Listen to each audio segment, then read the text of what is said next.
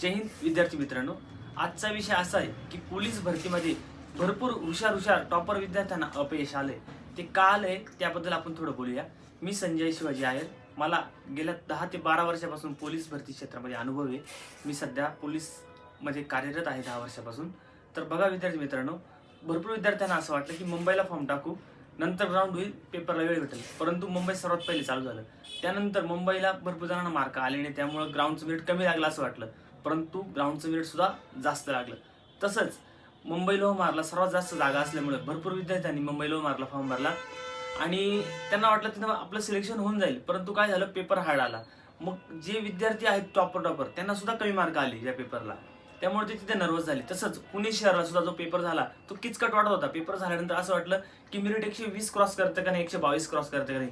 पण ज्या वेळेला जेव्हा लिस्ट आली मार्कांची तेव्हा खूप मार्क होते मुलांना. म्हणजे 128 129 क्रॉस करते आज पुणे पण, ओबीसी ओपन क्रॉस करते. तसंच मीरा भाईंदरला देखील जास्त जागा असल्यामुळे पोरांनी फॉर्म टाकले, जेणेकरून आपण लेखीला पात्र होऊ. ज्यांचे ग्राउंड कमी होते 36 38 त्यांना असं वाटलं आपण लेखीला पात्र होऊ, आपल्याला चान्स मिळेल, आपला पेपर चांगला आहे, आपण क्वालिफाय होऊ. तिथं सुद्धा जास्त मेरिट लागलं.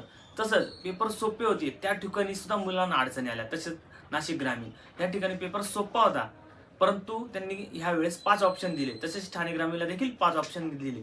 नाशिक ग्रामीण पेपर सोपा असून सुद्धा 92चा हायेस्ट फक्त. का? कारण 5 गोल दिले, त्याच्यामध्ये मुलांचे सिले मिस्टेक झाल्या. तर हे सर्व ओव्हरऑल बघता परभणीला देखील अवघड पेपर आला. या जिल्ह्यांचा आम्ही अभ्यास केला की प्रत्येक ठिकाणी जे विद्यार्थी फॉर्म भरताय तर कोणी तिथं ग्राउंडला उठतंय, कोणाचा पेपरला गडबड होतीये, काही ठिकाणी जास्त जागा असून अवघड पेपर आलाय तरी देखील मुलांना मार्क आहे.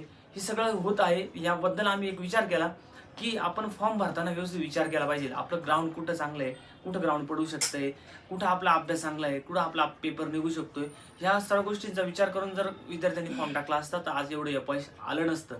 त्यासाठी आपल्याला एक योग्य मार्गदर्शनाची गरज आहे. ज्या व्यक्तीला असं मार्गदर्शन करता येतं चांगलं, त्या विद्यार्थ्याकडे आपण कधी पण विद्यार्थी म्हणून राहिलो तर आपल्याला 100% यश मिळतं. पण काही विद्यार्थी काय करतात, ग्राउंड करतात, डायरेक्ट लॅबला जाऊन बसतात, आपल्या मनाने फॉर्म भरतात. माझा पेपर 90ला जातोय आणि ॲक्च्युअली जातो पेपरला जातो त्याला 90चे डायरेक्ट 80 मार्क येत आहे.